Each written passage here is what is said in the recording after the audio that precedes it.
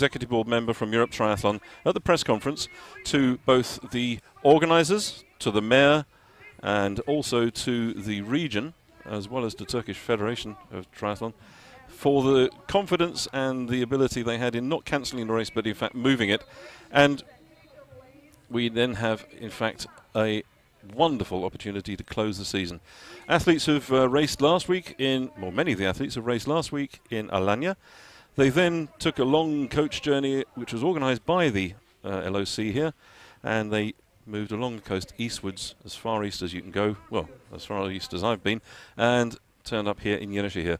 It's the end of the season, so the presence of a huge amount of elite and junior athletes, as well as a massive amount of age group athletes from Turkey, descending on YENİŞEHİR for this beautiful swim. The sea is absolutely gorgeous. You can see that there. What we're going to do is we're going to let you hear a little bit from some of the athletes we spoke to at the swim familiarisation. So over to the athletes. Well, here we are now with our final 3 athletes of the day, and we're going to ask them to introduce themselves and tell us where they're from. Hi, I'm Sophie Alden from Great Britain. My name's Marcus Day and I'm also from Great Britain. And I'm Annabelle Morton and also from Great Britain. Now, you've come here directly from the UK, or have you been somewhere else before? We've come from Alanya, raced last weekend, and we came across yesterday. And what was the race like for you, Marcus? The race didn't exactly go my way. It was a big bike pack, but I had my fastest ever run split, so I can't complain. Hoping I'm in some good shape for this weekend, and yeah, we'll see how it goes. And what do you expect to do in the water, the bike and the run? Well, yeah, it should be a good race. There's lots of different people here. Some of them we raced last weekend, and then some new people that have come out. So yeah, hopefully it'll be a fast race because it's quite a quick course, and just see what happens really. We've had a note that the water temperature currently is 26 degrees. Have you had a chance to swim out there yet? Yeah, just had a little swim. It is lovely and warm. It's like a bath, enjoyable. It's a bit more choppy than Alanya Sea, so hopefully that'll help break up the field a little bit more. But yeah, nice. So, wetsuit or no wetsuit, which is your preference? Well, personally, coming from a swim background, I prefer a non-wetsuit swim, but yeah, I've been really working on my open water skills and wetsuit swimming in Loughborough, so personally I don't really mind at the minute, but I guess considering how cold it is in the UK, I'm definitely going to be taking advantage of the nice and warm sea at the minute. And your position, what race number do you have tomorrow, on Sunday? Number 19. Number 19. So you're going to go for the left or the right? Which is your target area on the start mat? Good question. Something that I haven't really thought about yet, but I think I'll see where everyone else lines up from and then pick a side. Okay, I've always wondered, when you have a number that's number 1, it's clear. You go down to wherever you want. But if you're down at number 19 or so, does your coach tell you where to go, or do you just pick that yourself? Normally, yeah, that will be something that I talk about with my coach before the race.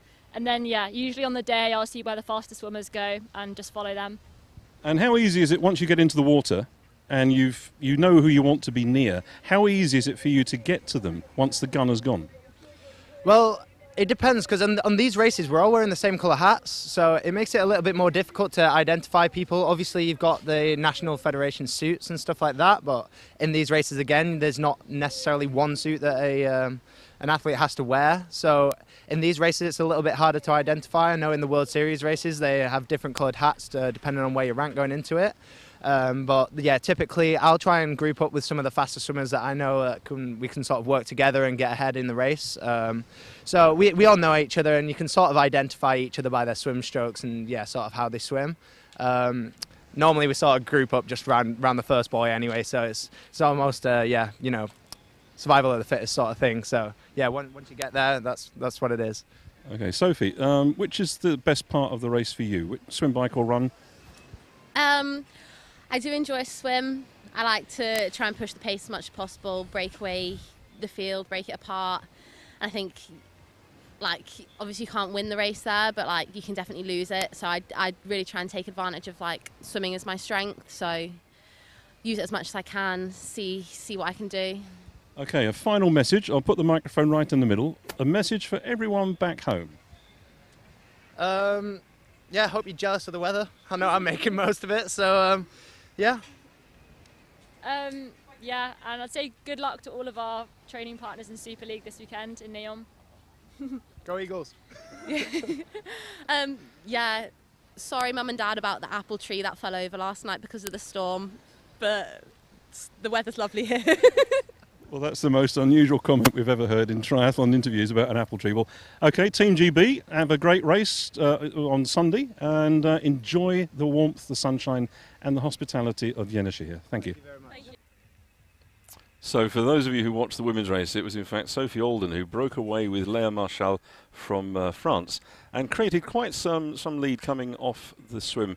They then rode just the pair of them for the entire 20k on the bike, creating what possibly could have been a winning lead, but there was a decision amongst the chase group of about 20 to work really hard.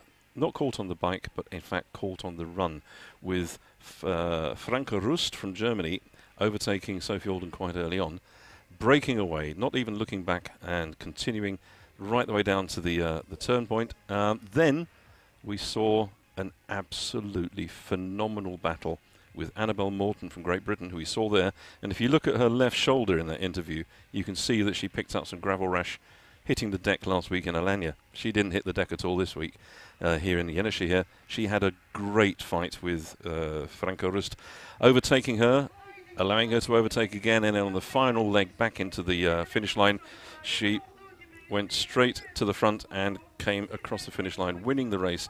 Her career best performance. Franke Rust also onto the podium for the first time, and just behind her was Julia Brücke, also from Germany.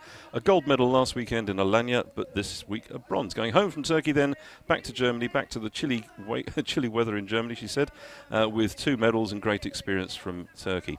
We've got a chance to hear from one of the German athletes now. Hey, ladies and gentlemen, we're now down on the beach again, and I've got a German athlete with me who's going to tell me who he is and where he's from. Hi, I'm Till Kramp. I'm from Germany. Training in Saarbrücken, and I raced the last 2 weeks the European Cups in Ceuta and Alanya, and I'm looking forward to race here in YENİŞEHİR. Is this your first year here in YENİŞEHİR? This is my first year, yeah. And you've been out on the bike course already. You've had a look at the swim course. What are your impressions so far? Yeah, swim course, I think pretty usual for European Cups. It's an open water swim on the Mediterranean Sea. So a little bit wavy, but I think it's pretty fine. The bike course, I think it's pretty flat. I think it will be a very big group again, 60 guys, and hectic ride to T2, but yeah, looking interesting, yeah. Out on the run course, it is a straight out and back. So there are 1, 2, 3 180-degree turns. How do you think that's going to have an importance in the race? I think it's just the strongest runner in the field will win, obviously. So 180-degree turns are, I think, will not affect the race in any way. Just kicking down at the sea, and the fastest will win. Okay, the water temperature we just heard is 26 degrees. The air temperature 33. Definitely no wetsuits. For you, wetsuit is good or bad? I take both. All my wetsuit swims were pretty good, but I can deal without wetsuit, so it's not important for me. You raced last week in Alanya. How did that go for you? Not pretty good.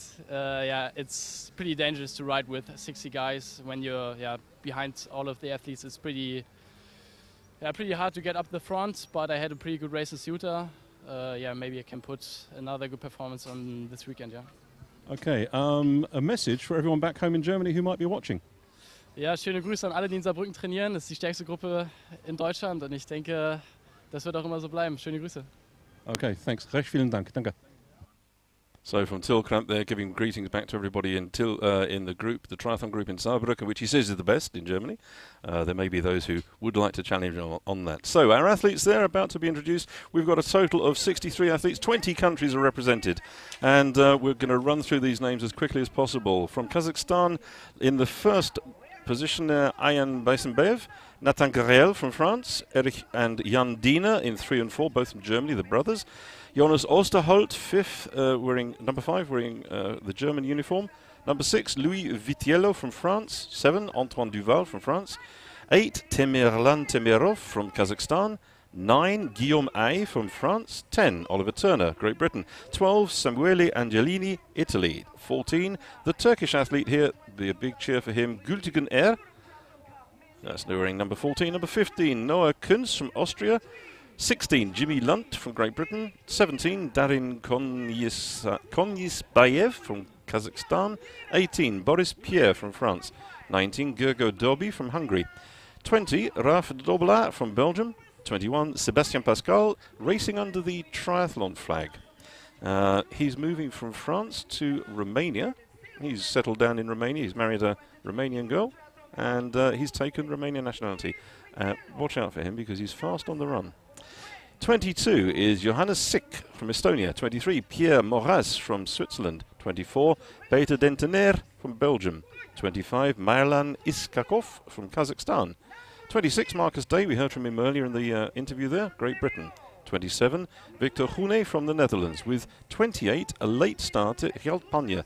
Gelt was suffering from a bit of food poisoning, but he's back, all cylinders firing well, and he's been able to come back and take his position number 28. 29, Leo Fernandez from France. 30, Adrien Deha from Belgium. 31, Ben Fay from Switzerland. 32, Andres Prieto Villar from Spain. 33, Lailon Kemperman from Germany. 34, Delian Statev from Italy. 35, Artyom Zgayevskis from Latvia. 36, Philip Tlamka from Czech Republic. 37, Niklas Keller, Austria. 38, Oliver Jani, Austria as well. 39, Armin Angerjev from Estonia. 40, Fabian Kraft from Germany. 41, Fabian Schunker from Germany. Then we have one of our Turkish athletes, 42, Enes Kızılcık. Then 43, Silas Schmidt from Germany. 44, Justus Töpper from Germany. 45, David Vollmann from Austria. 46, Neil van der Varenberg from Belgium. 47, Filip Michalek from Czech Republic. 48, Cameron Harris, Great Britain. 49, Linus Lehnen from Germany. 50, Boris Andreev from Bulgaria. 51, Matteo Vidal, France. 52, Davide Menicelli, Italy. 53, Tom Lerno from France. 54, Paniotis Antonio from Cyprus. 55, Matteo Peri from Italy. 56, Julian Anduesa Valencia from Spain. 57, Alexandros Dimitriou from Cyprus. 58, Kıvanç Sahinkaya from Turkey. 59, Burçak Özer from Turkey. From Bosnia and Herzegovina, number 60 is Belmin Godinjak. 61 is Gabriel Barats from Croatia. 63, Hidem Molay from the Netherlands. 64, Emir Aracha from Turkey. 65, Valentin von Versch from the Netherlands. And number 66, Burak Çaydaş from Turkey. Those, ladies and gentlemen, are your athletes. We've got 4 from Austria, 4 from Great Britain, 4 from Kazakhstan, 4 from Belgium, 4 from Italy, 4 from the Netherlands, 6 from Turkey, 8 from France, and a huge 9 from Germany.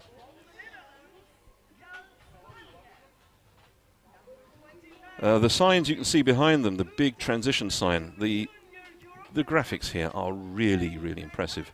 The LOC has taken inspiration from a Roman settlement, which is further along the coast towards the east, and they've created the swim, bike, run logos using those classical type figures. They really do look good. And later on we'll see the transition area. There's a massive, massive wall of these logos, these images behind the transition area. As the athletes, you see them turning to their left, your right, going down to the swim start. That's the way they'll come back from the swim, and they'll run in and they'll enter transition on the right-hand side. The arrow is there behind the athletes, that big arrow pointing them to the right-hand side. Huge, huge transition. Space, there's so much space here. It's a very well-constructed course. The municipality here has embraced triathlon.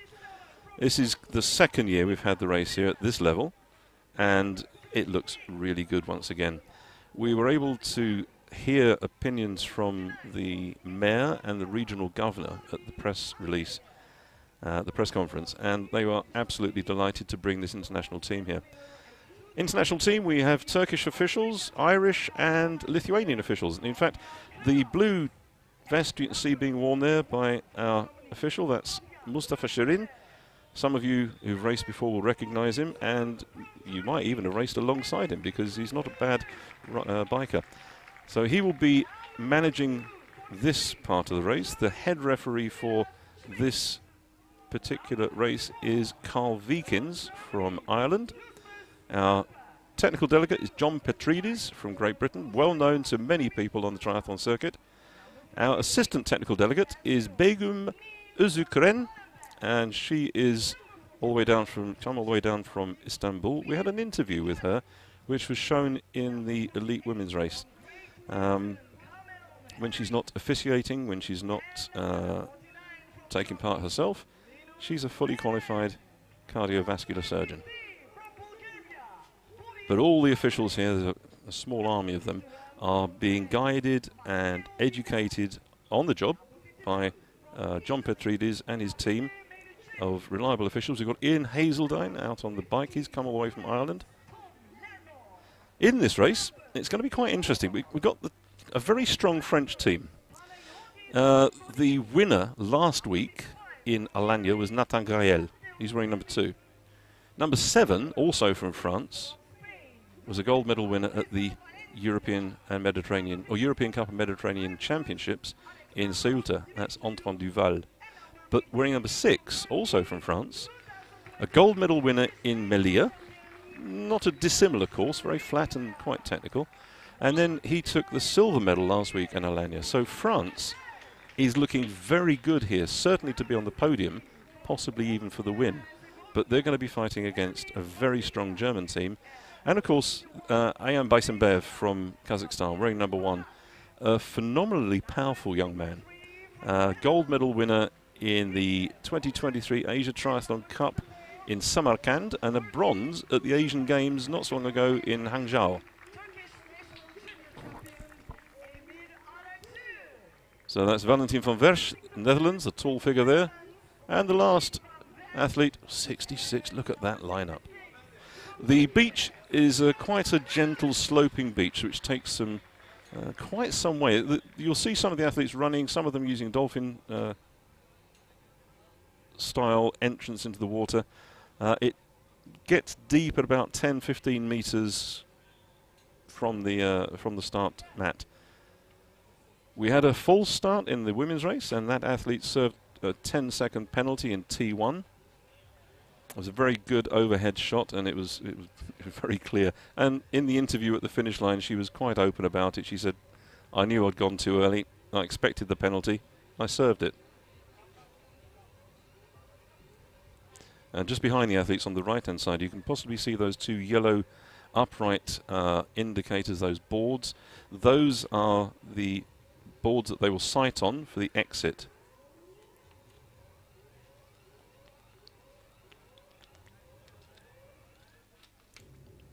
So the heartbeats are in place now. 27.3 in the water, 33.2 in the air.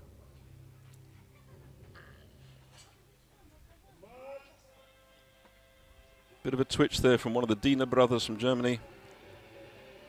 But it looked a little bit better than the women's race, so we might not have any penalties. It's an anti-clockwise swim, 1 lap, 750 meters. Talking earlier to some of the LOC here, and they recognize the potential of extending the position of the boys.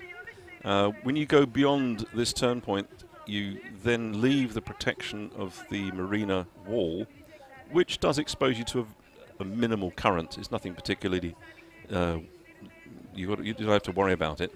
But it would give them the opportunity to extend the race to a 1 lap 1500 meter swim. So there's all sorts of potentials here for the organisers. So Marcus Day was saying that he would identify some of the stronger swimmers and try and make his way over to them. Watch out for the British uniform. Coming from a swimming background, he could well be looking for a good position there. Sophie Alden explained that she likes to break up the pace in the swim, and that's exactly what she did. She had a lead with Léa Marchal of about 15-20 meters when they came out of the water.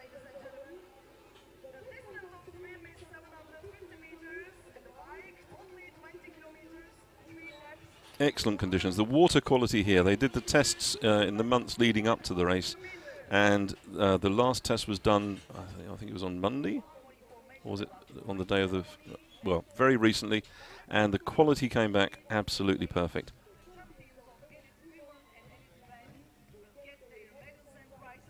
I know it's been a bit of a concern to athletes around the race circuit about the quality of water, but here, beautifully clean Mediterranean water. Quite salty. All the athletes said certainly it was a lot saltier than they expected, which means that they're going to have a slightly, ever so slightly higher position. All the ships in the background, when the sun goes down at night, they light up, and it's magical. It really is.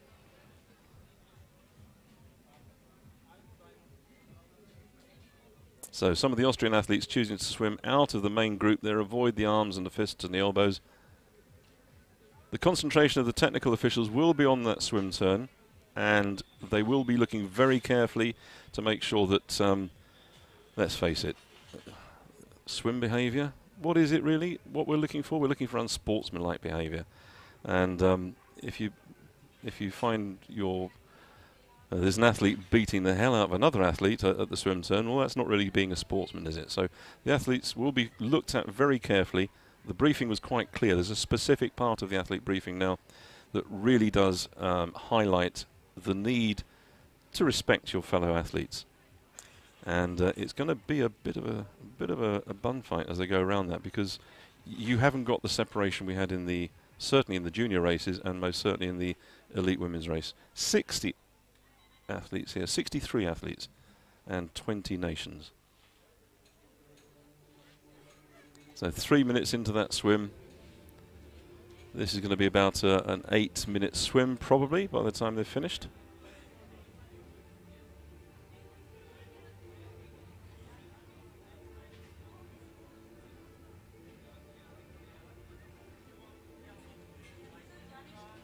I think we just picked out there, which uniform was that? That was the Bulgarian uniform of Boris Andreev.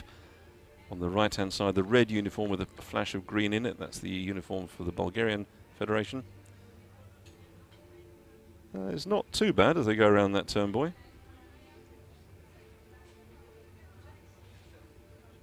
One of the athletes using a very, very carefully... look at that.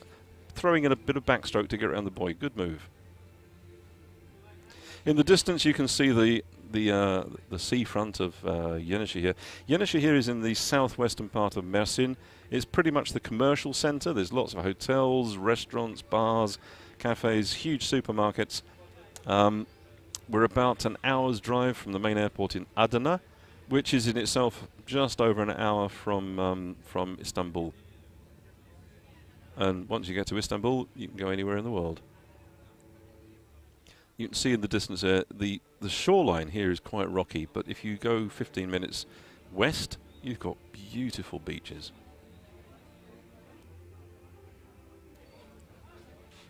So the leaders, having made that turn, will now be taking sight on those two upright yellow boards and powering away to try and break up the pack. We heard from the German athlete there, Till Kramp, that he pretty much expects it to be a big peloton and then a final run where the fastest athlete, the fastest runner, will make their way all the way through to the finish tape, which is effectively what we saw today with Annabelle Morton really putting the hammer down and having raced tactically and stayed in the peloton in the women's group, large peloton of about 20, who were working but they were unable to catch the leaders, then getting into a good position off the bike and really putting the foot down on the run. So nice to see our athletes not having to wear wetsuits. We're in October, and the water is 27 degrees.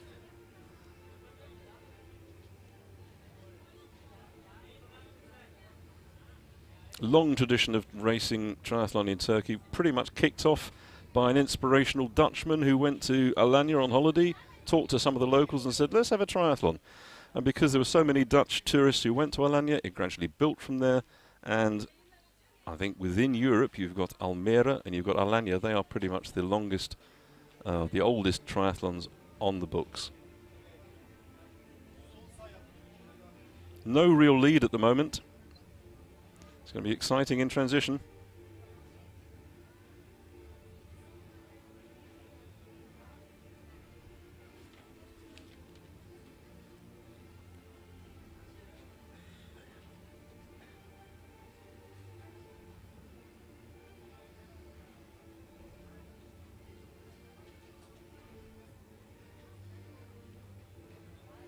So about a minute and a half, just over a minute and a half to go before we see them coming out of the water.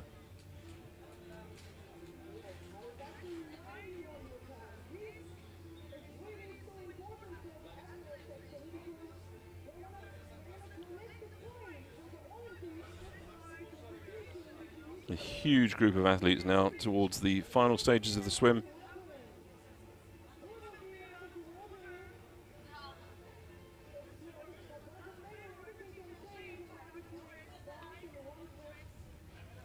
Our timing team and our graphics guys will be getting together to see if they can get you the swim times, and as soon as they have that data and it's been checked, we'll get a graphic come up onto the screen, and we'll find out who had the best swim. We'll have the first 10 or so, and I'll do my best to try and pick out some names as they come out of the water and through that gateway.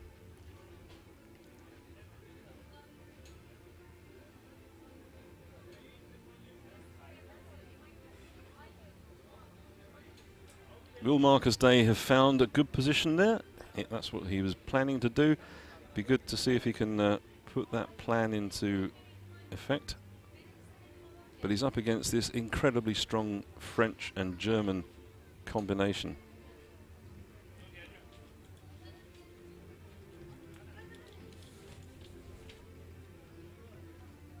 So Vitiello and Grael, they are the ones to watch. They're coming here hungry. They're coming here with a gold and a silver between them.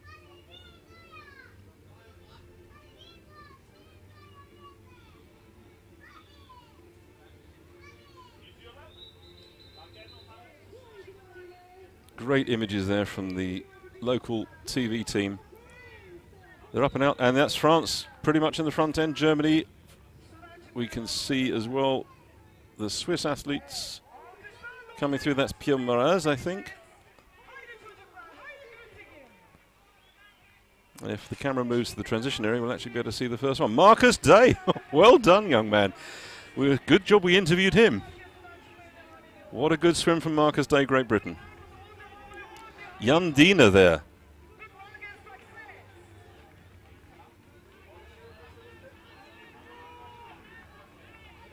Or was that Eric Diener? The two brothers are wearing 3 and 4, so that would have been, in fact, that was Jan Diener and Nathan Grael from France grabbing the helmet and chucking the goggles into the box, struggling a little bit with the helmet fastener there, losing time, but into the peloton.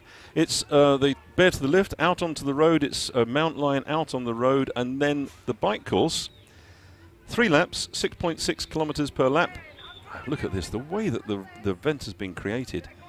The carpeting, it really lifts this event up. They've done so well to raise the profile of this event.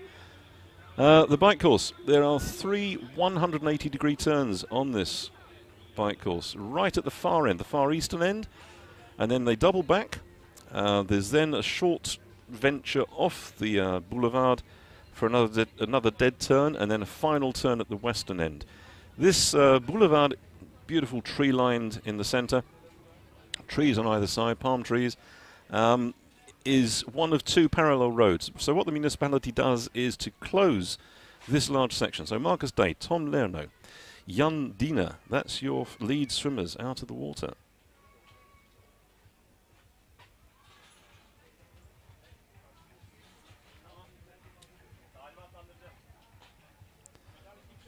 So the municipality closed down this large section of road and then simply divert the traffic onto the other one, which is as big, if not slightly bigger.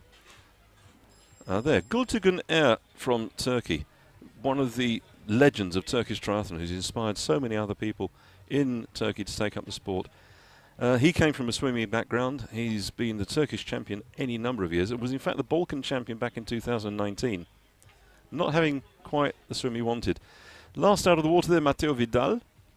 9 minutes and 14. That was the slowest swim. Gosh. But look at this, the power at the front. The Germans are there, the French are there, Marcus Day is in the mix as well.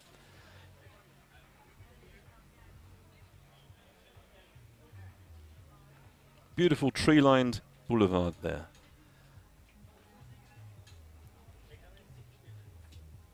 And there we had, that was in fact Pierre Moraz, that was the Swiss athlete we saw, wearing number 23.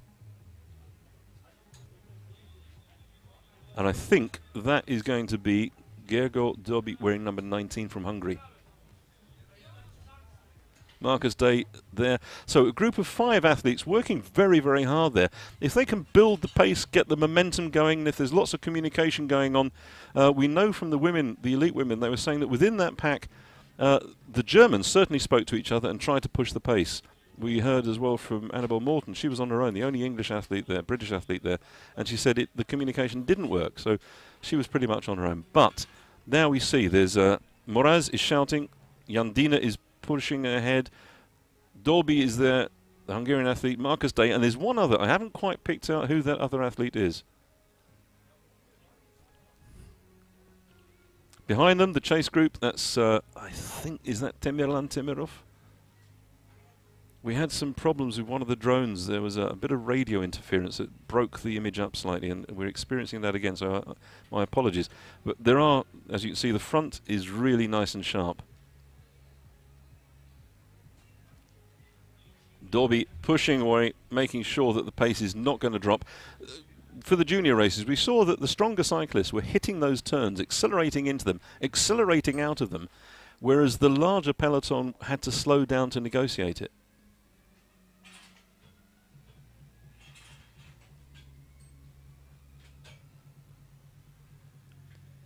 In fact, that's Ben Fay from Switzerland. That's not who we thought. So Ben Fay, excellent.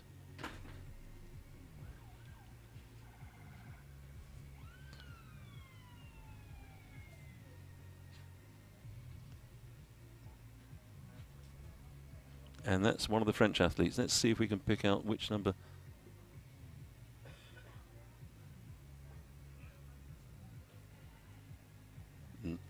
Oh, I say, that is Tom Lernoux from France.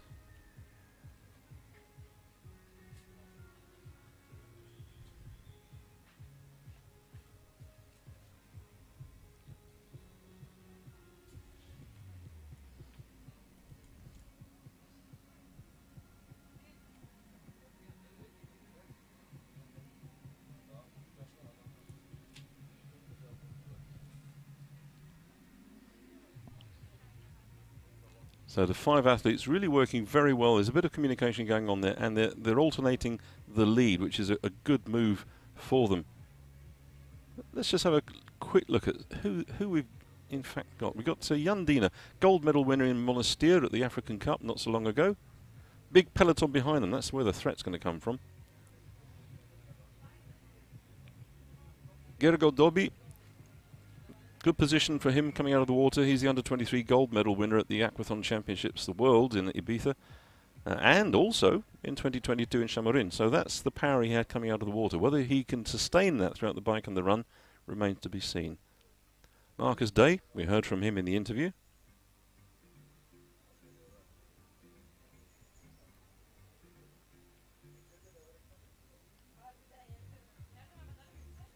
So the distance we've got there is probably about just about 150 meters. And if the cameras are kind to us, we can, as you see, the athletes are moving out now. Very soon they're going to bear to their right, to our left, and that's where you see them coming off the main road and sweeping away. The course is like a long course with a sort of dogleg halfway around it, which gives that 180-degree turn once again. So 3 big turns on the course, 3 laps, dead flat.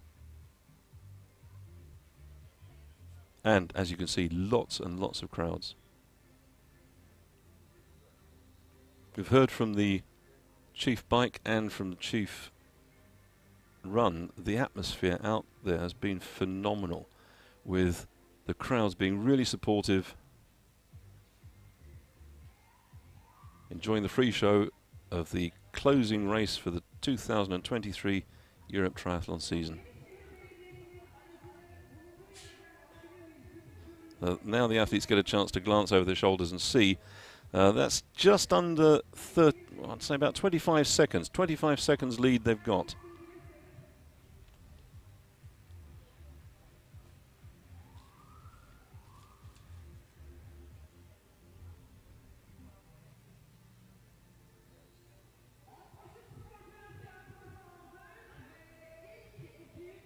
Now if we get a chance just to see in the background as the peloton comes round, yep, there they are. In fact, it's 18 seconds. I've got 18 seconds on my clock, so that's the time. They've got an 18-second lead. And a breakaway at the front there. I think that's our Spanish athlete who's just decided to push the pace. That could be Julen Anduesa Valencia.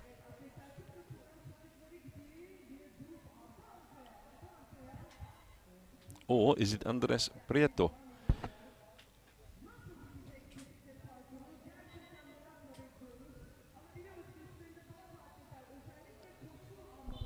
Marcus Day decides, oh, I think we'll push this pace a little bit more. Can the others use him? And can he use them? Can he bring them along? Is he going to ignite this race now? Yeah, he's looking over his shoulder, shouting commands. Come on, go to the front. Let's get it moving. Fluids going on. It is very hot out there. I'm in a tent at the end of the finish line. And it's like being inside a small oven. For the women's race, we had a little bit of a breeze coming from the sea onto the course, which was used by Annabelle Morton. She very cleverly used that. That's the area the cyclists are going past now. This area is where they will turn in at the end of the bike course, but one lap down. The breeze coming off the sea is quite welcome for them on the run, but it's not going to give them an awful lot of benefit out on the bike. Massive peloton. We've got nearly 40 athletes there, it seems.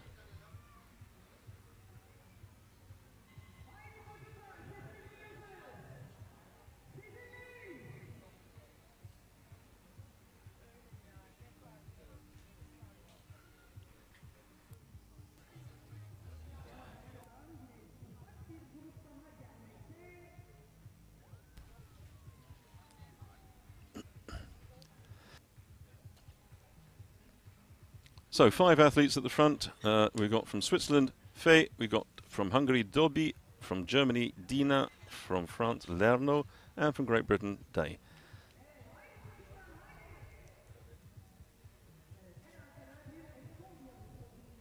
The 2 French athletes have got an awful lot of work to do if they're going to have any chance of getting onto the podium here, because 5K run, if they don't bridge that gap, they're going to have to run at least 20 seconds faster than everybody else. And at the moment, it does look as if that lead group is working so well that they're pulling away. The coaches will be outlining the course. The design of the course is such that it's very easy for them to move around. On the sea side of this, to the left, there's plenty of pathways that the coaches can buzz up and down on, electric bikes everywhere. So they can then move around the course and let their athletes know just what advantage they have and what they need to do to bridge any gaps in front of them. Look at that classic shot from overhead. We spoke as well last night to the president of Turkish Triathlon, Bayram Yalçınkaya, who was absolutely delighted. He was delighted because the race was here, but also in line with the 100-year celebration in Turkey, history was made yesterday by the first ever gold medal at a European triathlon event being won by a Turkish athlete.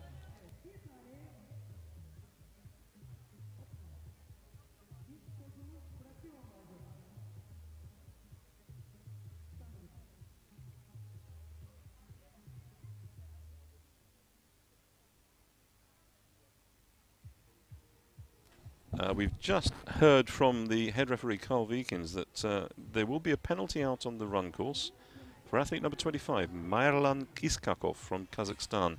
He had put his swim cap and goggles into the box, but he put it into the wrong box. He put it into number 23 when he should have put it into his own box, number 25. So he will in fact receive a penalty out on the run course of 10 seconds. The numbers will be clearly displayed, and next to it will be a letter, and that letter will tell him whether it's equipment, mount line, dismount line, or anything else. So our leading group of 5 just hit the turn point.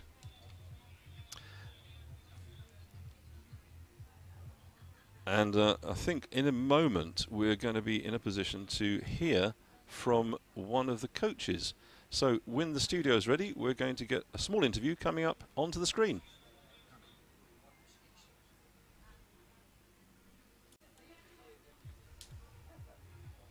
We ready? Yes.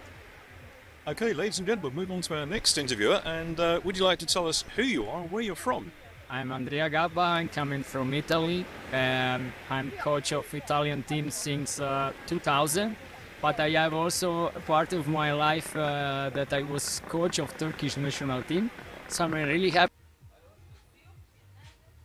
to be here in YENİŞEHİR and to follow the Italians under 23 and junior guys in these important events. This is important for me. It's good to see you back here, Andrea, and you've been part of triathlon for so long. You're now seeing, this is the second year this race has been held. Is it good for you to see development of new races? But for me, it's really important to see the development of new races.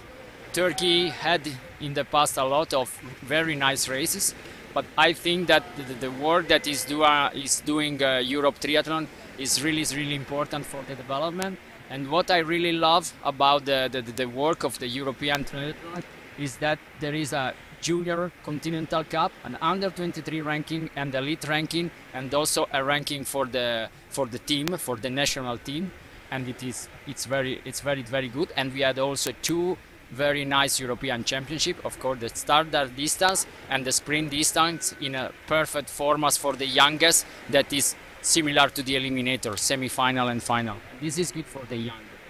The other thing is, you've had a chance to go and look at the course. What do you think about this course? This course is quite easy. I'm really sincere. It's quite easy. But at the end of the season, and in a development country like Turkey, in a race that come a lot of guys from new nations that approach the triathlon, I think it is perfect. The weather is perfect. The course is flat and good for the youngest, and of course also the run. The run will be a good run, and I think it will be a run race. But of course, in triathlon it's important to run fast, but also to swim fast and to ride very well. You've had a look out so far. You've watched your athletes swimming. There's a bike familiarization taking place tomorrow. How many athletes have you brought with you from Italy? More than 10. We are here with 3 big groups: the junior men, the elite women, and the elite men. With the junior, we are here to improve our skills. It's a development part of our job, and of course we come here with a lot of under 23 because the European Cup is a perfect race for the under 23. But I want to say that as Italian coach with the elite, we are here to do a very good race, and I hope to get some medal. It's good there to hear the perception of a very experienced coach, and that was Andrea Gabba from Italy. We've just had a bit of a time check there. The initial breakaway of the 5 athletes created a lead of 18 seconds. That now appears to have grown to 26. And I'm joined now by our executive board member from Europe Triathlon, Pascal Salamin. Have you seen the race so far? Yes, I was at the start. I mean, it's a very interesting race because I did take the timing too personally on the street, and it seems that the group is managing to grow the difference and the gap, and that's quite interesting. And I've noticed as well that some people from the 3rd group who joined the 2nd one are now the one leading the 2nd group and doing the first, the most of the work. So it's quite interesting. It's a huge peloton. We've got about 30, I think 30 plus athletes in there. Yeah. The interview we heard quite a bit earlier was with the 3 British athletes. Sophie Alden, who led out with Leah Marshall in the women's race. We had Annabelle Morton, who won the race, and we had Marcus Day. And he was explaining that When the swim start is, when it happens, he likes to try and find the fastest swimmer. Well, he was the fastest swimmer today with an absolutely superb performance.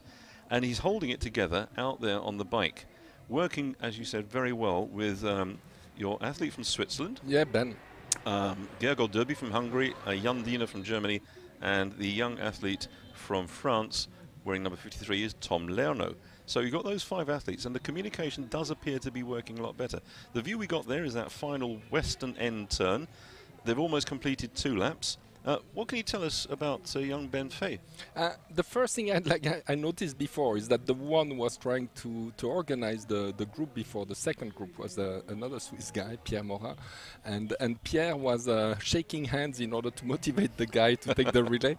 So I found quite interesting that in the front group people were working. Now it seems that they are much more organized. I think that's Gültekin Er on the front, the Turkish athlete. He's really pushing some pace there. Yeah. Ben is a young athlete, started a very young triathlon.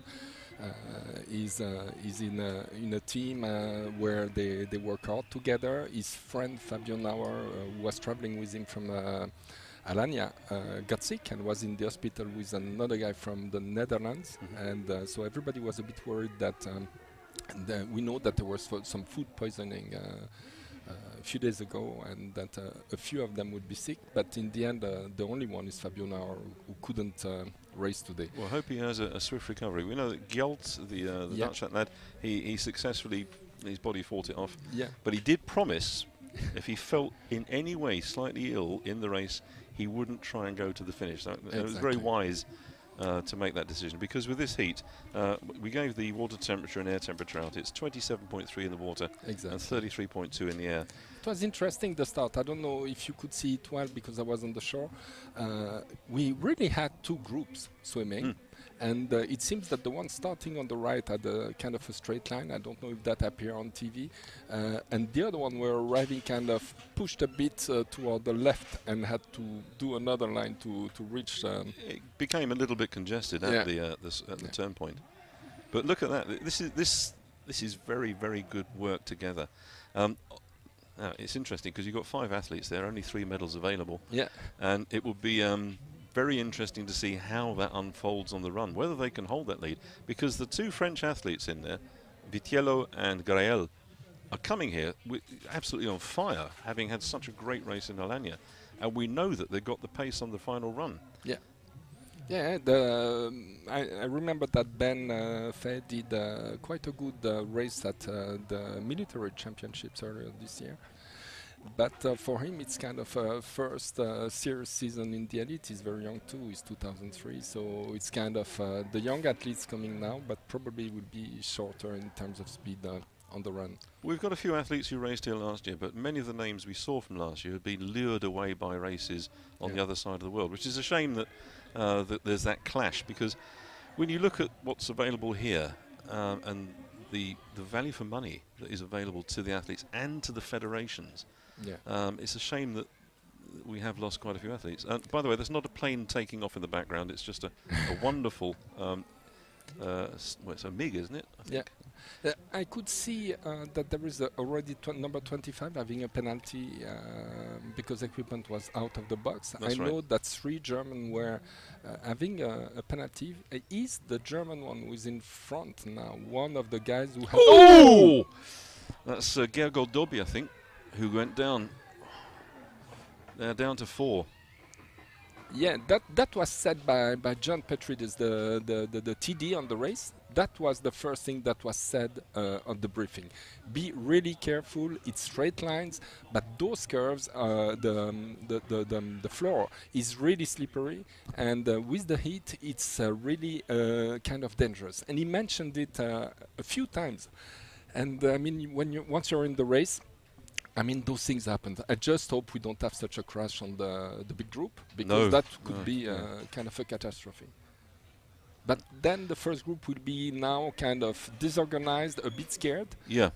They were all looking behind to check their colleague, and now you see, that's not a good sign. No, if they slow down like that, then they will be caught. And fortunately for the peloton, although they will see him, he slid quite away to the outside part of that turn. Oh, they're talking. But the turns here, Pascal, when you look at the course, the width of the road, the quality of the road surface, this is an absolute gift for triathlon, isn't it? Sure, but on the other side, it's very hot. You have those 360-degree curves, and you have the tendency to ride very fast. So the confidence is there. You have space, so you take the curve full speed. But it seems that the second group is somehow reacting the same. They were really trying to. Well, we just hope that Gregor Dobby is okay there. I think he's okay. It was really a kind of slip. A slide, yeah. We've slide. also got a shout from the officials that number 40 from Germany, Fabian Kraft, is a DNF. I don't know what the circumstances are, but that's number 40 who's pulled out of the race. And did number 4 have a penalty at the first transition or not? Because that would be interesting. Then he would have managed to do it very fast. I doubt it, but we must remember that 3 Germans got a 10 seconds penalty on the first transition. Oh, that was because of the... they were late to the briefing, yeah. So then they kind of had a taxi accident and found another one, kind of bad luck, but they arrived too late. So we're back to when COVID was raging around the district, around the world, all of the briefings were done online, which made life quite a little bit easier. It made life a lot easier for the athletes and indeed for the officials. But now we've gone back to the old process that everybody's familiar with. When the athletes have to go to the briefing, if they are unable to attend the briefing, they have to inform the technical delegate. And how do you inform the technical delegate? Well, his name or her name is always on the event page, and they can click that and find the contact details. Also, the contact details are in the athlete guide. But you're mentioning the online briefing. We also that would be a very good idea. But the difficulty at the beginning were that according to where was the race, it was very difficult to find some Wi-Fi line to be able to watch the briefing. And we were never sure that the people were really watching it. So still at the front there, we've got our surviving athletes: Ben Fay from Switzerland, Jan Diener from Germany, Tom Lerno from France, and Marcus Day from Great Britain. Taking that turn now. 4 athletes, 3 medals available. They've hit the bottom of that turn. This is not an incline at all, it's dead flat. John had the tendency that it was kind of breaking the rhythm. He was saying that before, and it's flat, yes. But it does break up the rhythm, because there's, particularly for a large peloton like that, who've seen one athlete go down, they will be approaching this knowing that it's being in the middle or the back is not the best place to be. You want to be at the front, and we can see there's a movement on the outside just to get that extremely safe position going into the corner. But then if they... So I've got 45 seconds. 46? I have 43, so we kind of agree. Okay, so it's around about 43 seconds. 43, 44, but I mean it's still increasing, even with the slip. 18 seconds, 26 seconds, 43 seconds. Yeah. 43 seconds over 5K. I remember Sergio Santos, the great Portuguese coach. Yeah. He had in his brain, he had the calculations, and he knew from looking at the athletes in the peloton, he could work out what they could afford to lose on the bike. Yeah. 43 seconds is an awful lot over 5K, isn't it? Yeah, I mean, some of the guys would be, I don't know all of them, and I haven't checked their running times. Who is That's one of the Spanish athletes. Yes, one of Spain. But I think some of them will be probably under 15 minutes. Depends on the junior race. Female junior race was quite slow. There were more than 20 seconds, but there were some of the one I know were kind of on their timing. Let's see here. You had a chance last night to speak at length with the president, Bayram Yalcinkaya, and I explained already to the audience how very happy he was. He's really happy. He's kind of a fresh president, bringing ideas. He's an ex-athlete, like you mentioned, so he knows the things. But on the other side, he wants to learn and get information. So his strategy at the moment is very much orientated against having a lot of international events. Turkey, as I said yesterday, is going to have 4 events, international events next year. and he would be happy to have even more. So into transition now. This is where they cannot afford to make any mistakes. Marcus Day in his position there. Shoes are on, and is he going to be the first out? He's well done, Marcus Day. First out onto the run, with Ben Fay just behind him. Ton Lerno having a long run out of transition to catch up now. So Great Britain, Switzerland, and Germany taking the lead on the run. Yeah. Now athletes moving to the front. Ready. Yeah. Everybody's out of the back. It's a tight curve. But it's a beautifully carpeted and signed area. It really is. Just picking out there from Italy, that was Delian Statev. His standout performance was that victory in Cagliari back in, I think, 2018. Since then, he's been struggling to find that same level of form. Yeah. They are Pascal with the try on the back on the backside, moving from France to Romania. What a nice name. He can. And thankfully, Gergo Dobby is still there. He managed to get onto the back of that peloton. It's strange that they show us the back of the transition. Would have loved to see who are the one doing from the second group really hunting the other ones. I mean, some of them are really motivated and it's running fast. Yeah, definitely. The good thing about the course, the way they've designed this, they've got 2 water stations which they'll hit twice. So you've got effectively 4 water stations per lap. And on the way back, the sun is in a different position now, so they may, I don't know, they may get a chance for a little bit of shade. Looking at the flags, the wind has dropped. So the wind that Annabelle Morton said she used, taking a little bit of shelter behind Franco Rust, the German athlete, that appears to have gone now. The sea has flattened off completely, and the wind has dropped. And the strange thing here is that a lot of people are speaking German. And they are speaking German because this city, YENİŞEHİR, is having a strong link with the city of Neustadt in Germany. And the mayor of Neustadt is here. So all the German-speaking people from YENİŞEHİR are with him, helping him to translate. And I never heard so many people shouting for Germany on the first transition. That was very interesting. In fact, one of the guys who was helping interpret last night is actually learning German as well.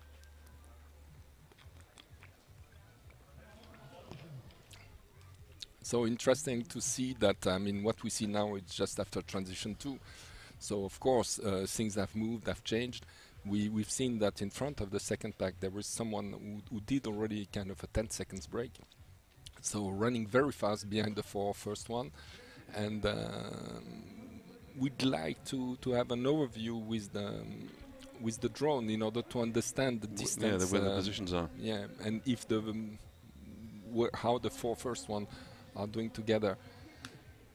I mean, we've seen that the French didn't do such a great transition. He was forced, but he was running fast, and I think he must have much have caught the other one already. So, okay, this is Ben Fay. And so it's a good position for Marcus, standing or running just on his shoulder. When you look at the classic races, the 10K races, the Olympics and World Championships, being in that position on the shoulder always appears to be psychologically you're controlling the race, even though you're not in the lead. Marcus Day grabbing water, Ben grabbing water. Yeah. Yeah, and look at the arms. It seems to be okay. I could see the feet of Ben. I don't see. It's quite a relaxed running style. It's a lot bigger. Be quite relaxed. I have the impression they heard us. Because what is interesting is when you compare the guys preparing for those type of distances, their feet are really catching the floor with the front. And then the issue is that when they go to longer distance, it's much more difficult to hold the pace. And then they have to kind of change the way of running. As you can see, this is one of the aid stations which can be used on both sides. So we see the front on the right, and then you see behind the German one is something like 5 meters away, and I think the French one is a bit between. But we noticed that already some people from the second group already are on the really close to the French one. So at the moment, Luis Vitiello, he's got some work to do. Yeah. Yeah, that's where the 45 seconds will play a big role. That 45 seconds will, of course, have either extended or reduced in transition, depending on how successfully the athletes at the front end were in getting through. Yeah. And it would be, we'll have to try and see if we can do a... Seem to work together. I'll use a piece of string for this one, shall we? Watch the feet, really clean. Yeah. But two completely different physiques there. Yeah. Oh, just for information now, Paul is talking with one of the head referee of the race, passing him the secret informations about what is happening now. Are there any penalties? Are there any technical difficulties somewhere? So we're gonna get the news in a few seconds. So the group has totally spread over the track now. We noticed that we have people everywhere. The two, Marcus and Ben, are really working together, trying to keep the pace, see the way they breathe. Marcus is really opening, having a face which is not that relaxed. Ben is not expressing a lot. He's always like that in his style, so you don't really know if he's about to die or if he's about to succeed, but it's quite interesting. And Marcus is looking at his feet. He's just having a look at the feet, so whether that's... It's totally flat, but it's a hard surface. I've been running a bit on that surface yesterday and today. It seems that like the blue would be kind of rebounding, but that's not the case. So our leaders there, gold and silver at the moment for Switzerland and for Great Britain. Coming towards the end of that first lap. We've just heard as well that number 60, that is Belmin Godinjak from Bosnia-Herzegovina, is also a DNF off the bike. So that's athlete number 60 and athlete number 40 have decided to pull out of the race. Yeah, or hopefully they didn't all fall, because we noticed really that I was afraid and worried that the first group would be suddenly really concerned, and we could see that in the picture due to the fall of their colleague. But probably it impressed more the second one, because they saw him really on the floor, and the other one probably only heard him. Well, I think if you look at the way that the lap times, 18-second lead, 26-second leads, and then 43, that was a period of deliberation. Yeah, they must have seen him falling in front, which is probably much more impressive than hearing the noise behind. Yeah. So Marcus Day deciding to up the pace. He's attacking, yeah. Quite an early time to go. There was probably... what was the winning time for the lady? It was under the hour. Under the hour, it was. So probably were on the... They ran 7:15. The fastest run was 7:15, and that was from Annabelle Morton. It would be 15 something, yeah. Now. Yeah, so he's arriving at the U-turn. You see the penalty box. The two are together. The German one is right behind Ben. Jan Diener. So Jan Diener is in That's that a good third picture. place. And the look French at that. one. Is that Tom Lerno? This could be the one that was in the first group, but there is someone just behind, so I don't know. We will check now. Lerno and Angelini. Yeah. Running fast, huh? So it's definitely not over. Those two could still be on the podium. I think if you look at what Angelini has done there, that and really you is... see Pierre Morin, the second Swiss, is there. Pascal, that you mentioned before, which I love the name, is passing in front of the penalty box. Big group here is the French one and the second Swiss. Is it Angelini or Angelini? Angelini. Angelini. Yeah, okay. He took a gold in the Kitzbühel race, which is not an easy race at all. So clearly he's got the pace. But Paul, you speak so many languages. Don't you speak Italian too? I get completely confused after a while. the brain goes into a bit of a meltdown. Then I begin to have self-doubt. Terrible thing to have. I have the same situation. When I'm speaking Spanish, I'm mixing with Italian. It's a nightmare. You'll be doing the interviews at the finish line for the elite men. And after that superb performance yesterday, when we had... if you get a chance, ladies and gentlemen, go to the Europe Triathlon YouTube page, and you can see all of these races once again there for the juniors. But we had the interview with the two Kazakhstan winners in the junior men's race. Full of emotion. One, I think he was very glad he was hiding behind his glasses because he broke down. There were tears of joy. It was a wonderful interview. So much emotion, and the guy was crying, thanking everybody on earth for his success. I mean, he was second, but he was a bit younger than the other one. really impressive, and think that those guys have difficulties to do races because they have only 2-3 during the year. In Europe, we offer 16 junior races, so that's why so many people are coming from other continents. So Marcus Day, Great Britain, having spoken to him before on the swim familiarisation, and quite fortuitous that was, because he told us all about the tactic of finding the fastest swimmer. How old is he?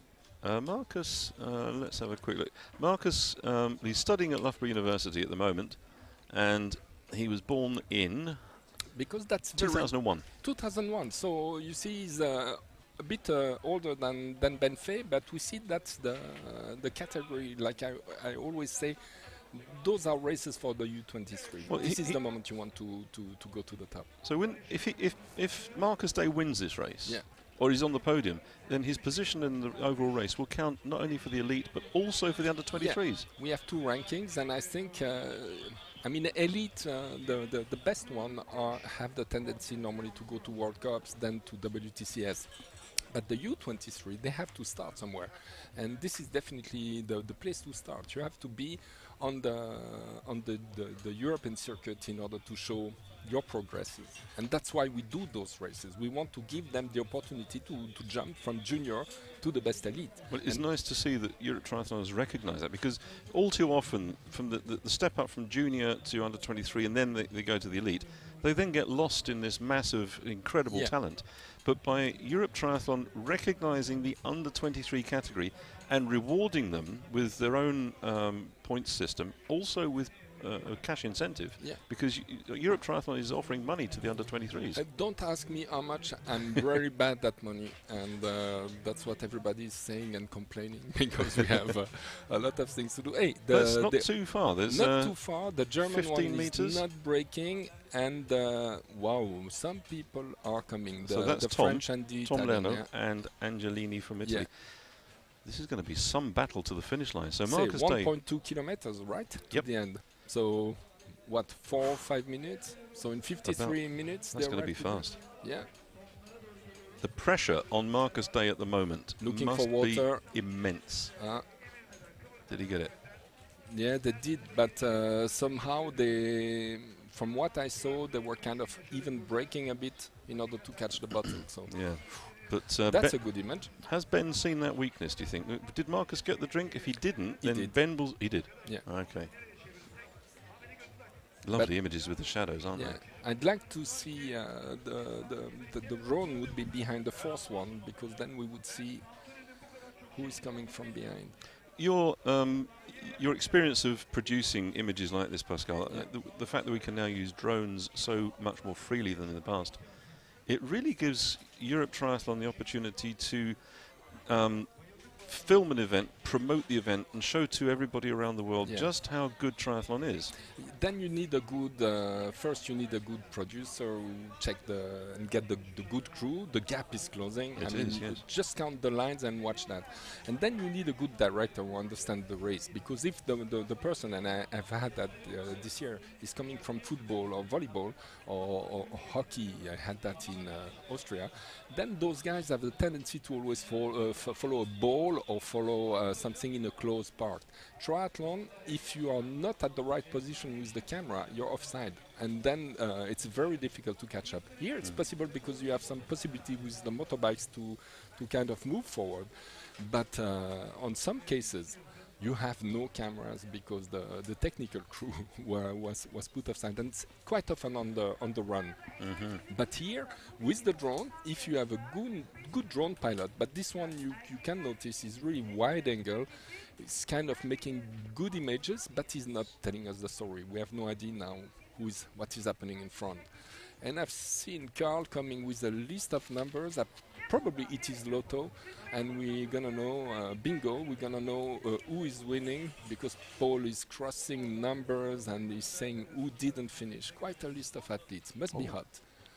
So now, where are we? Are those is it a group? It seems that it is the 2 first one. I have the impression that Marcus Day is under attack from Switzerland. Yeah.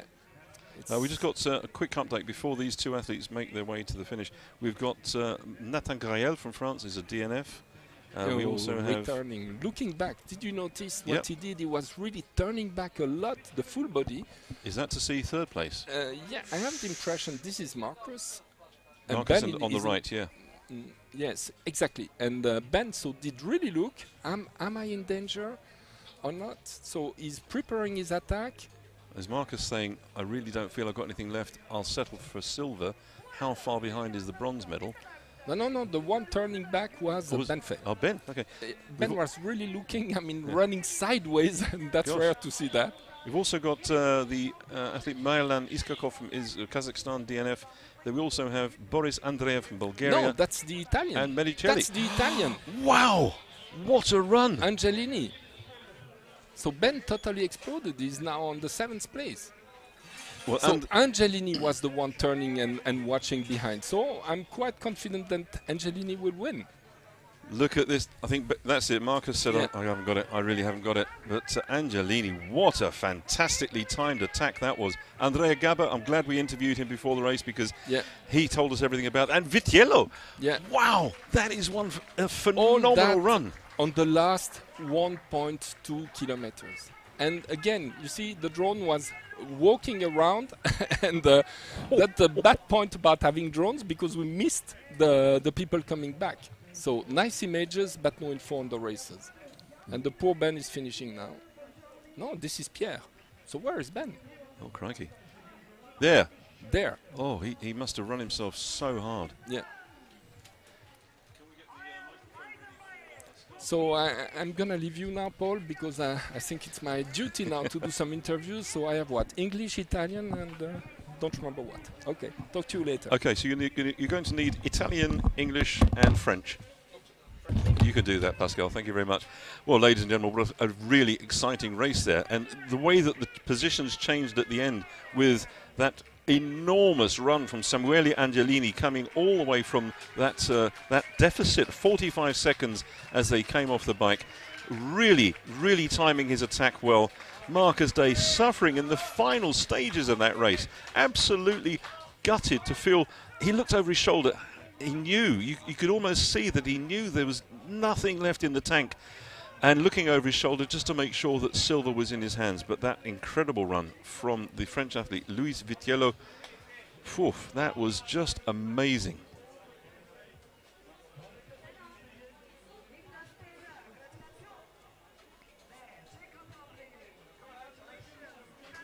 So Louis Vitiello, gold medal at the race in Melilla, silver medals this year in Olsztyn, up in the northern part of Poland, and a silver medal last week in Alanya. Angelini, what a race that was. Absolutely incredible.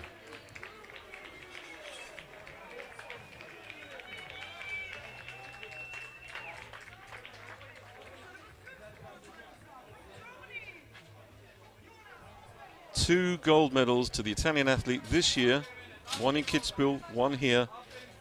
What a way to finish the season. A huge collection of points. Back at Europe Triathlon headquarters, they will be putting these numbers into the machine, turning the handles and trying to work out exactly how the points will come together at the end of the season, and then exactly what the prize money will be. That will then be transferred. The prize money will be transferred to the athletes' accounts. Good to see Gergely Dobby there from Hungary crossing the finish line. Good that he decided to finish after that terrible spill out on the bike course just at the end of the second lap on that wide open sweeping turn. The sun is beginning to drop now. You can see the shadows are so much longer. The temperatures is just edging down a bit. It was 33 when we started. It's dropped to about 32 now, so quite nice. We've got the technical team trying to wire up Pascal Salamin, the executive board member from Europe Triathlon, so he can do the interviews at the finish.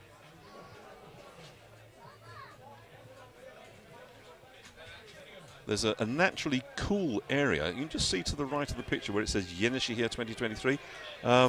John Petridis identified that area because it just seems to be a little bit cooler than everywhere else.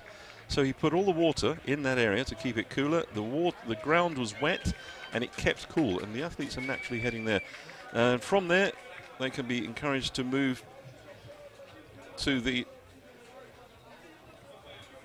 recovery area, where refreshments and all sorts, small things to eat are available undercover. We're still waiting for the link. Basically, we've got a link that will join the microphone of Pascal in the finish area. Once we've got the link sorted, then we'll be able to take you down to the finish area. So if you hear my voice slowing down, it's because I've got 3 conversations going on in my ears. They're just giving a little bit of attention to Angelini, Day and Vitiello, making sure that they're okay for the interview. Huge amount of water available to the athletes.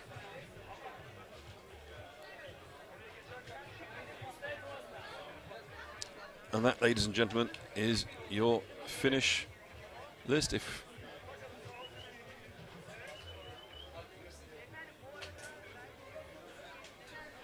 We've just had an update from the course. If you're following Gjalt Panja from the Netherlands, he's decided on the run that probably not a good idea to push all the way. So Gjalt Panja, wearing number 28, has pulled out on the run. That was the athlete who had food poisoning earlier this week, and probably a wise move just not to push it too hard today.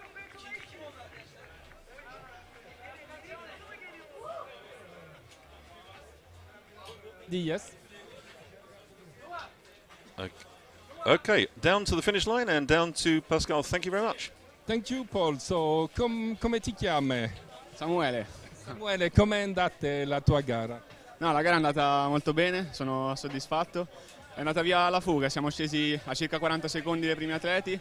Però 45? Sì, 45 secondi. Le sensazioni però erano buone alla discesa del T2, quindi ci ho creduto, visivamente li vedevo che il distacco piano piano si assottigliava, ci ho creduto fino alla fine, ho deciso di arrivare a raggiungere il primo atleta sull'ultimo rettilineo, gli ultimi 500 metri. Una volta che ho visto che mi era agganciato, l'ho tenuto, l'ho portato sull'ultimo rettilineo, ho aperto il gas per vincere questa seconda Coppa Europa quest'anno.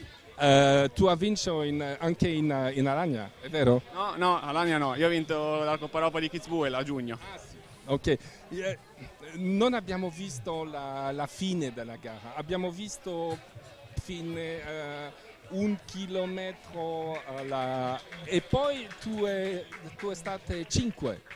Sì, ci ho creduto fino alla fine, diciamo l'ultimo chilometro appunto ho agganciato gli atleti di testa e sono riuscito a vincere questa Coppa Europa qua, che per me era un grande obiettivo per concludere la stagione. 100 metri della arriva, tu è andato così, controlla tutto, è stata la strategia? Sì, è stata una strategia. Quando ho fatto la volata ho visto che ho preso un bel distacco, quindi mi sono girato, ho guardato dietro per gli ultimi metri e poi ho alzato lo striscione. Ok, congratulazioni e molto rispetto. Grazie mille. Okay, Paul, so I'm trying to find the second one now.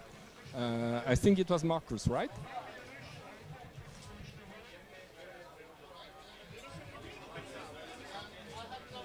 Number 3, okay.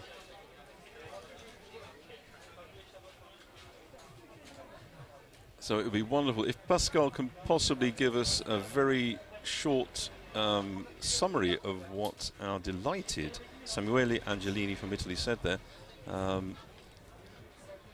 Yes, can I speak now, Paul? Yeah, go ahead. So first I'm going to translate what Samuele just did. Samuele was saying that he was in the third group. He noticed that there were some 46 seconds gap before the second run. Till the last kilometer, he was moving on a slower pace, and then 1 kilometer before the arrival, he was starting to speed up in order to catch the group. At the moment we saw that on TV, at the moment he was about to attack Marcus, first he controlled everything, he noticed that the gap was there, and then he was focusing only on Marco. It's his second win this year, because he won Kitzbühel already. So, wonderful, and now on to our silver medal winner, our bronze medal winner is Luis Vitiello. Alors, maintenant on va parler en français. C'est quoi ton prénom à toi? Louis? En français En français, ouais. Ouais, c'est ça, c'est exactement Louis. Ouais. Alors, Louis, comment s'est passée ta course? T'étais dans le 3e groupe ou dans le 2e? J'étais dans le second groupe, juste derrière l'échappée de 5 athlètes, il me semble. Et ça a été très dur dès le début. Je fais une natation pas trop mauvaise, mais ça a pas mal bagarré dans l'eau. Derrière, j'étais un peu malade cette semaine entre la course d'Alanya et celle d'aujourd'hui à YENİŞEHİR, donc j'avais pas beaucoup d'énergie. J'ai fait ce que j'ai pu à vélo, mais j'étais un peu limite. Mais devant, bravo à l'échappée qui est allé au bout et qui a pris 45 secondes d'avance. Bravo à eux. Derrière, en course à pied, j'étais finalement pas si mal, mais j'étais limite pour jouer la victoire. Je suis revenu petit à petit, intelligemment. Et dans les derniers 500 mètres, j'ai pu prendre la 3e place pour plus la lâcher. Donc je suis assez content de finir sur le podium. Quand on voit comment s'est déroulée la course et mon état de forme actuel, c'est plutôt bien. Ouais. Non, c'est fantastique. 46 secondes, à un moment donné, on s'est dit, il restait plus que même pas 1 kilomètre. On s'est dit, bon, ben, ils vont réussir le coup, quoi. C'était très très surprenant. Et finalement, depuis derrière, vous êtes arrivés, toi et puis Samuele, à vraiment revenir sur le podium, quoi. Ouais, exactement. C'était pas gagné d'avance, pas du tout. Je m'attendais pas forcément à ce scénario de course. Mais bon, il faut s'adapter. Et oui, quand on a posé le vélo, ça faisait loin. Je me suis dit que ça allait être limite si j'étais pas en forme aujourd'hui en course à pied. Finalement, on se voyait sur la course à pied, c'était les 2 allers-retours, donc vous pouvez jauger l'écart à chaque tour. On voyait qu'on reprenait du temps par rapport aux meilleurs nageurs, qui sont peut-être un peu moins bons en course à pied, mais avec l'avance qu'ils avaient, ouais, c'était vraiment pas joué d'avance. Et du coup, ouais, je me suis mis à fond dans le dernier tour pour combler le maximum d'écart. Et ça a failli le faire pour la victoire, mais on va dire que pour ma dernière course de la saison, je me satisfais de cette 3e place. Et la chute, tu as vu la chute dans le premier groupe? Est-ce que ça a joué un rôle? Tu étais où? Tu étais derrière dans le groupe à ce moment-là ou tu les as vus tomber? Oui, c'est ça, il y a eu une chute au 2e tour lors du virage au bout du circuit, sur le demi-tour. Et oui, c'est mon coéquipier de club et avec l'équipe de France aussi, Nathan Graël, qui est tombé. C'était un des favoris, il a gagné le week-end dernier. On avait fini en et 2 en début de saison sur la Coupe d'Europe de Melilla, donc c'était un des favoris. Et ouais, il a chuté, j'étais déçu pour lui parce qu'il semblait dans une très grande forme, il avait plutôt bien nagé aujourd'hui, alors que c'est pas sa discipline, on va dire, de prédilection. Et oui, il a fallu l'éviter, j'étais pas loin derrière, donc j'ai dû faire un écart. Notre athlète, je suis un peu foncé dedans, donc ouais, il faut être hyper vigilant, même sur des parcours pas forcément dangereux comme celui-ci. Il était plutôt sécure avec des grandes lignes droites, tout plat, une route large, mais il faut faire attention, une chute ça peut arriver à tout moment. Ouais. Mais ça joue un rôle dans le 2e groupe. Moi j'ai l'impression qu'à ce moment-là, l'écart a grandi, que tout le monde s'est un peu relevé et regardé juste après. Oui, c'est ça. Et ben, Nathan, il est très bon à vélo, il est assez offensif, du coup il jouait un sacré rôle dans notre groupe pour essayer de rentrer sur le premier groupe. Donc perdre un élément fort, on va dire, comme ça à mi-course, forcément ça a joué parce qu'il y a eu un relayeur de moins dans le peloton. Et donc tout de suite, en plus on a eu un peu peur, on s'est dit oula, attention, c'est dans les virages, donc on n'a pas pris beaucoup de risques parce qu'une chute ça veut dire fin de course ou fin de saison dans le pire des cas, donc vraiment on n'allait pas prendre plus de risques que ça. Donc ça a un peu refroidi tout le monde et devant eux à 5, les virages ils les prenaient sûrement mieux que nous dans un gros groupe où finalement c'est assez dangereux les demi-tours. Donc oui, ça a joué un rôle mineur, mais un rôle quand même dans le déroulé de la course et dans la physionomie de course. Alors félicitations encore et puis récupère bien. Merci.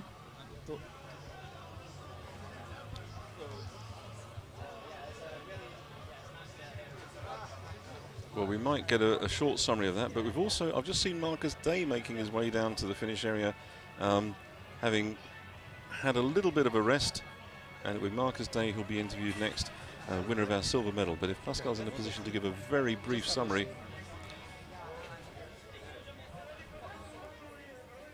We've got Marcus Day just with us now, and we'll hear a summary of Louis after the interview with Marcus. Pascal, over to you. Okay, thank you. I'm with Marcus, so after Italian and French, now we're going to do the interview in English. So, how was the race? Wonderful, you could stay on the top till the end. Yeah, I mean, a lot of Euro Cups tend to come together. Like I raced Alanya last week, and it was a 60-man run race, which doesn't really suit me, being from a swim background. So it was really nice to have a 5-man breakaway. Unfortunately, the Hungarian athlete crashed, which brought it down to 4 for the last lap. So I knew I was really in with a good shot of making the podium. My runs have been a little bit up and down over the past few years, but I really put in the work this year, really knuckled down, and it's just amazing for it to pay off. This is my first international podium, so yeah, super happy.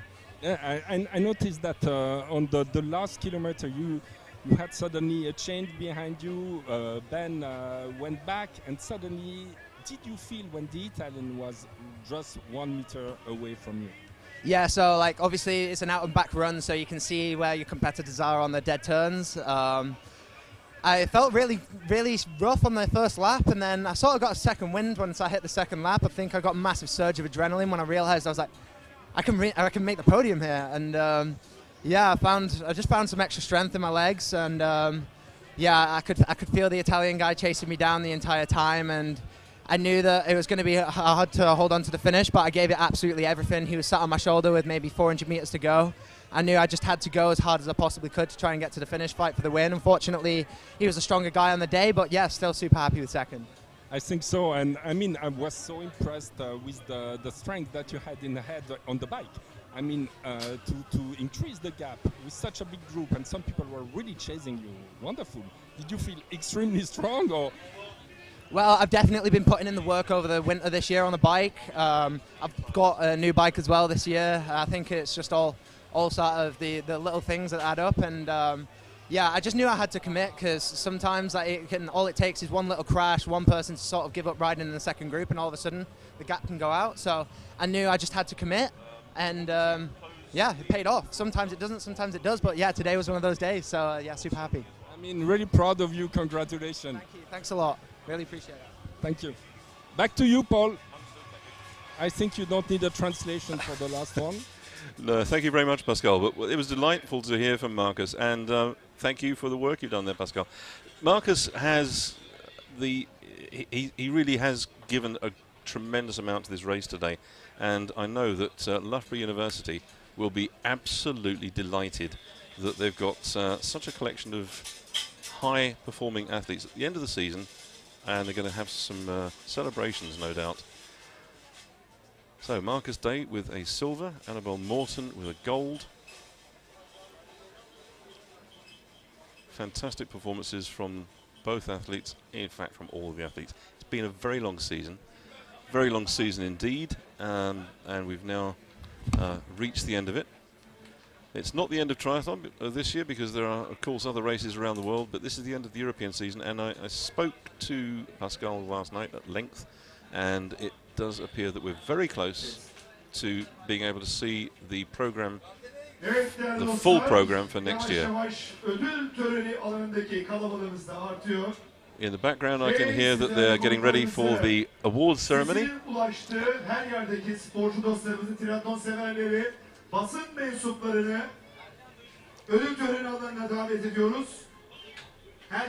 And very soon the LOC will be having a team coming in to break down the venue, dismantle everything and return it to the condition it was when we arrived here a few days ago. So the municipality will see nothing, no trace of triathlon, only the fantastic memories that have been created by a very, very good media team here in YENİŞEHİR. Go to their Facebook page, YENİŞEHİR Triathlon. Go to the YENİŞEHİR YouTube page. You can follow the events once again there, all of the events. And if you are interested in coming to YENİŞEHİR or even Balıkesir, that's run by the same organisation, two very good events in Turkey. If you're an age grouper and you want to get an overseas experience, pop this onto your diary, because they have an age group race. The age group race here today, you could have raced at. You could have had the blue carpet finish, the experience of flying out to Turkey, down to Istanbul, take the hop down to Adana, or even fly, I think one of our technical officials flew out via Izmir. Plenty of opportunities. You can get out here for not an awful lot of money. Your hotels are very good value. Your food is fantastic here, and the sea is wonderful. So that is your opportunity to come down to YENİŞEHİR and put this on your age group racing calendar.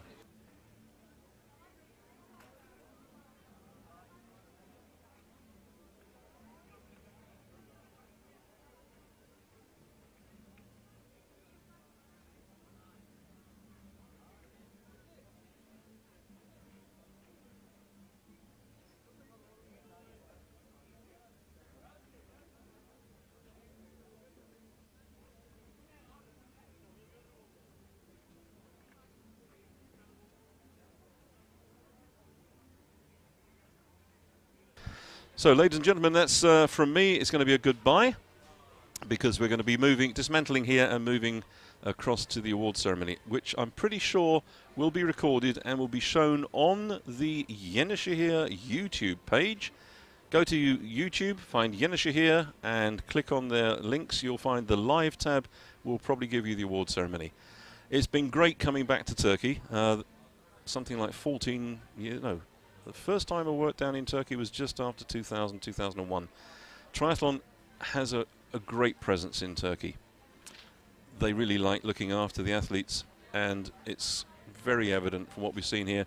The athletes have had a fantastic time. The parents, the families, the coaches, the managers. Put Turkey on your diary. Put Turkey on your diary for next year. From YENİŞEHİR, from Europe Triathlon, it's the end of the season. We wish you a very, let's be the first ones. Let's be the first ones to wish you a happy Christmas and all the best for next year and all the best for the winter training. We'll see you on the start line in 2024.